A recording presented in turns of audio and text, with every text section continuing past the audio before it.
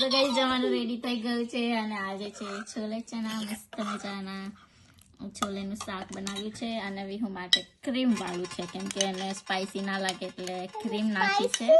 No it's nice look. તો એને spicy ના લાગે એટલે ક્રીમ નાખી છે એટલે કલર આખો ચેન્જ થઈ ગયો ક્રીમના લીધે. અમારામાં પણ ક્રીમ નાખી પણ થોડી ઓછી નાખી છે અને પાછો વગર કર્યો તો ઘીનો લાલ મરચું સાથે એટલે મસ્ત કલર આવ્યો છે અને જોડે છે નાન, પાપડ છે અને થોડો રાઈસ બનાવ્યો છે. ક્વિકલી નાટક બસ.